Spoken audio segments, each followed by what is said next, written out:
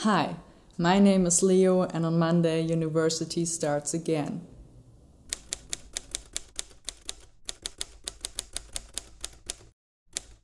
Don't worry, I won't give you any fashion tips like going back to school, what should I wear, what's the style of this fall. I won't do anything of that. I mean, look at me. I'm rocking the Nick Carter Memorial hairstyle right now. Middle part for the worth. Well, actually, I'm starting to like it. So today's topic, a new semester, new people, new professors, new lecturers, new students, new everything, possibly. So how to deal with this as a transgender person? Since I haven't had my name legally changed yet, I'm still registered at the university with my old name. And hence I appear as a girl in all the paperwork and all the name lists. This can possibly lead to a series of unfortunate events, or at least to some awkward, uncomfortable moments. So I try my best to avoid any trouble in advance. During semester break, when I assemble and create my timetable for the next semester, I look at the teachers, I look at who will hold my lectures. Actually, you should do that anyway. So do they know me already? Fine, no worries. They are aware of who I am and what I want to be called.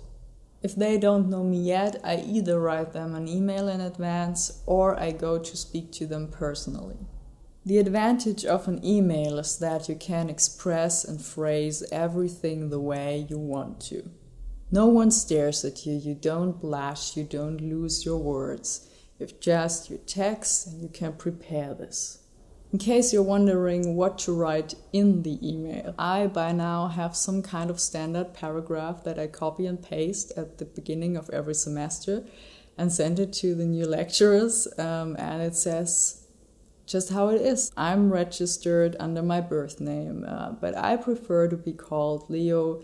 I asked them to use male pronouns, call me Mr., and I thank them for their cooperation, and that's it. And you don't have to write your whole CV or your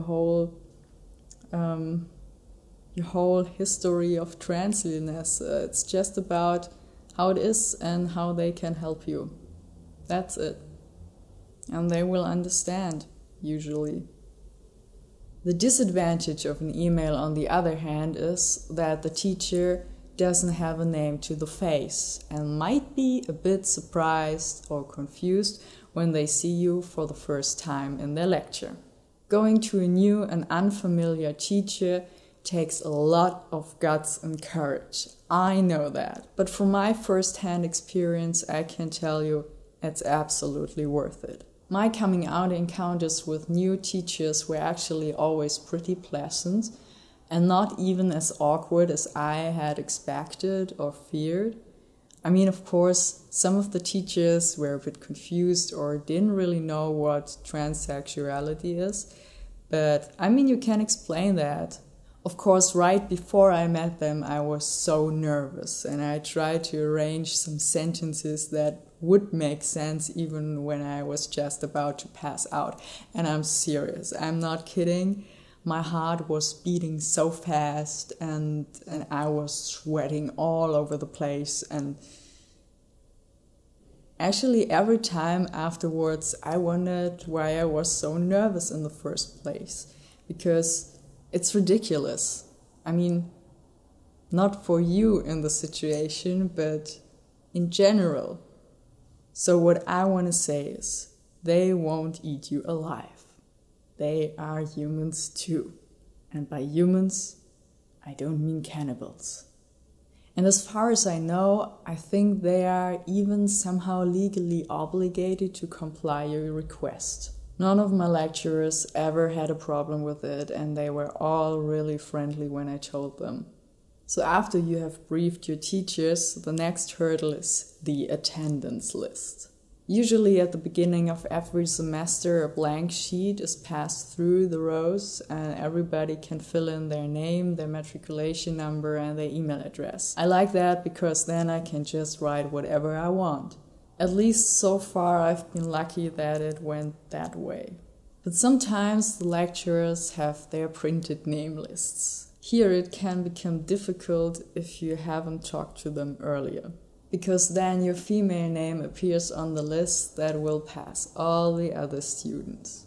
I guess they won't read all the names and compare them to the other people in the room, but you never know.